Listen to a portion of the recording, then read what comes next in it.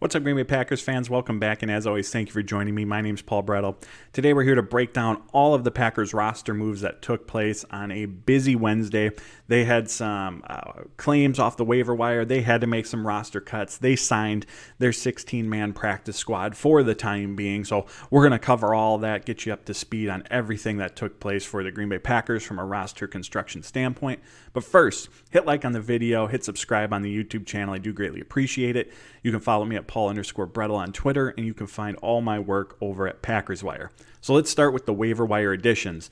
Tuesday, league-wide cuts as teams whittled their way down from 90 players down to 53 took place. If a player had less than 4 years of accrued NFL experience, they went on waivers. The Packers, based on draft order from 2023 this spring, were number 15 on that waiver wire claim order. Meaning if they put in a claim on a player and anyone ranked 1 through 14, again, based on draft order from last season's records, put in a claim on that same player, the Packers were going to miss out. If the Packers were the highest team, again, they had the 15th priority to put in a claim on a player, they would be awarded that player. However, those players have to be put on the 53-man roster, which means in making 2 additions, 2 roster cuts had to follow. So again, we'll start with the additions. The first, tight end Ben Sims spent this offseason or training camp and preseason with the Minnesota Vikings. He's a rookie out of Baylor. The Packers had interest in him before the draft. He went undrafted, but the Packers had him in for one of their official top 30 visits where a prospect comes to Green Bay, gets a chance to see the facility, meet with the coaching staff, talk with Brian Gutekunst and company and all of that. And Sims, this addition makes a ton of sense for the Packers given what they need at the position. He's 6'5", 250 pounds. This preseason, he caught 5 passes for 53 yards. 80% of his total snaps came in line. During his career at Baylor, Sims caught 74 of his 105 targets, averaged 10.2 yards per catch. Also had 366 special team snaps, but of most importance to the Packers, and again, why this move makes the most sense, 984 career run blocking snaps, again, with most of his time being spent in line, although he does have experience playing in the slot, which we know is valuable to this Packers team at the tight end position. Without Tyler Davis, the Packers need that more traditional inline wide tight end whose primary responsibilities are going to come as a blocker. Luke Musgrave, of course, in playing tight end in this offense, is going to be asked to block, but his immediate impact, his biggest impact, I should say, is going to come in the passing game. We all know that with his speed, size, and just the mismatches he can create. Tucker Kraft, the Packers are going to have to rely on him, just given the youth and what their tight end room looks like this season, but he needs time to develop. We've seen some flashes from him, both as a blocker, both in the passing game this summer, but as expected with a young tight end, it's been very, very up and down as he learns the ropes and navigates the jump coming from college to the NFL.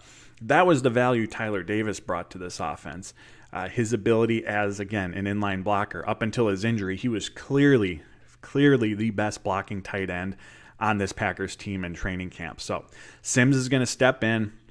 He's a rookie as well, as I mentioned. There's going to be a learning curve with him, but he comes with a lot of blocking experience, showcased in the preseason that he can hold his own in that capacity, and that's really what this Packers offense needs right now.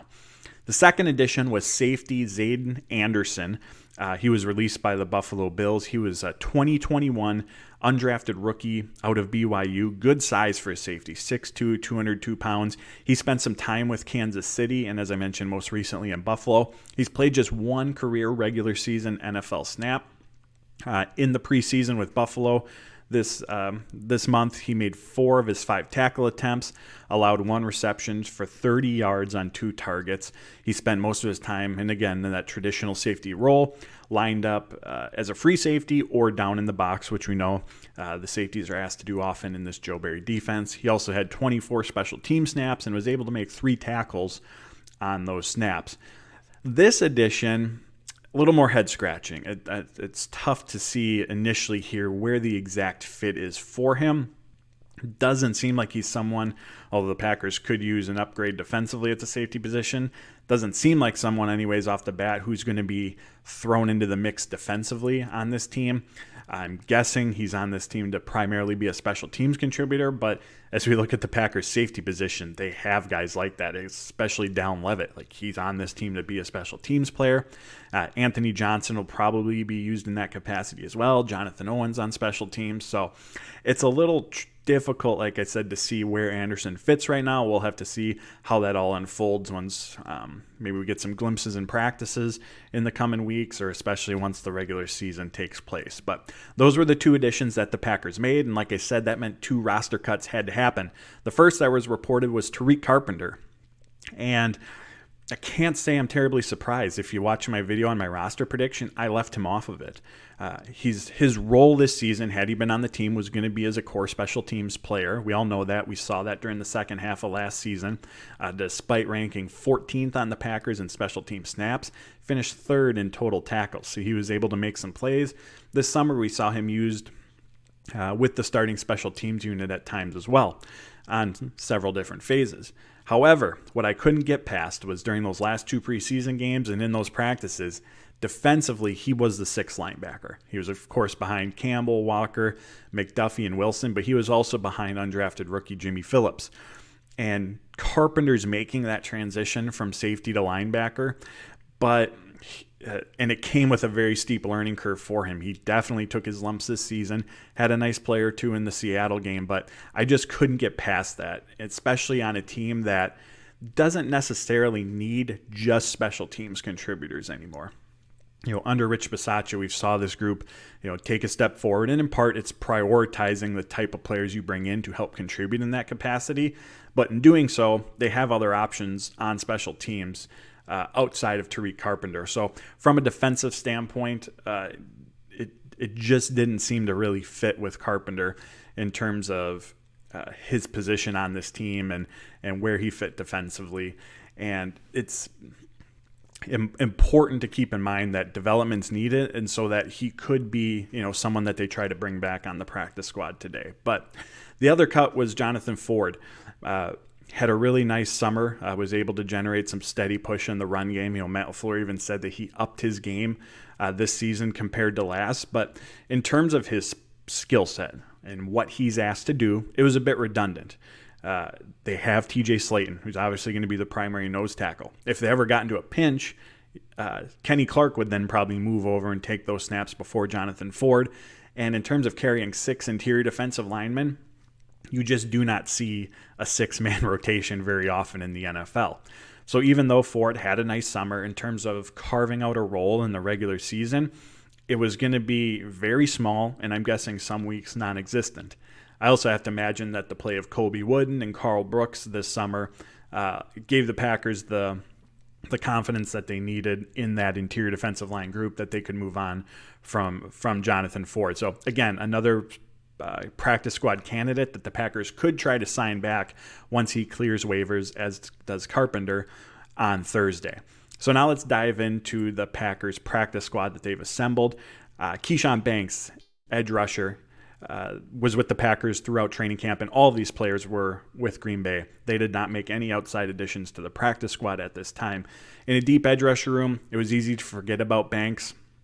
But this summer, he flashed as a pass rusher and was particularly good against the run. According to PFF, he led the team in run stops during the preseason, and his average depth of tackle was 0.3 yards, so basically at the line of scrimmage. Austin Allen, tight end, again, he can help fill that traditional wide tight end role, handle those blocking responsibilities. For what it's worth, he was PFF's highest graded run blocker on this Packers team in the preseason. Also saw some snaps with the starting special teams unit. Offensive tackle, Kadeem Telfort, at 6'8", 322 pounds. He has terrific size, but he is raw and absolutely needs refinement, especially at a position of depth for the Packers. But he's a prime practice squad candidate. Great size, potential, but needs to develop. It's what the practice squad's for. Cornerback Keandre Thomas, another player that the Packers signed to the practice squad. I'm pretty sure I've talked about in here before, but I'm a big fan of Thomas's. Just has an all-around solid game. Can hold his own in coverage, willing run defender, sound tackler, can contribute on special teams. A really good player to have on the practice squad that could be elevated on game days if there's an injury to a key player in the special teams unit. Packers need more depth at the cornerback position. Ennis Gaines, I had him on my 53-man roster prediction. A backup option in the slot behind Keyshawn Nixon. If you're ever in a pinch, he could play safety and a core special teams contributor. Again, as they say in the NFL, the more you can do, and Gaines can fill a number of roles for this offense. Benny Sapp, a safety, undrafted rookie out of University of Northern Iowa. With Anthony Johnson as the only safety on the 53-man roster who's actually under contract beyond 2023, having at least one safety on the practice squad feels like a must from a developmental standpoint. If anything, just to help boost your numbers at the safety position for next season, because there is potentially going to be a ton of turnover within this Packers position group next offseason. And so having Sapp as a developmental option, someone who can come back and potentially compete in training camp and offseason programs next year, makes a ton of sense. He finished this preseason with 2 tackles, a pass breakup, and an interception. Wide receiver Grant DuBose, unfortunately, due to the missed time, missed all rookie minicamp, missed all of OTAs, missed all of minicamp, missed half a training camp. He just didn't have enough time to go out there and showcase what he can do in order to earn a roster spot. He had such a small window, and in addition to the short time frame, he was also navigating the jump from college to the NFL. He was also behind the other receivers in that room because of the time that he missed. When on the field, he made some nice catches, ended up working with the second-team offense during the last few practices. And as receivers coach Jason Vrabel has talked about, been a willing run blocker, doing that dirty work that we know the Packers covet at the receiver position. James Empey, center, signed onto the 90-man roster late into training camp, but saw regular snaps with the second-team offense at center. And bringing him back to the practice squad, I wrote about this, always made sense because he provides the Packers with a second true option at center. The only other true center on the roster is Josh Myers.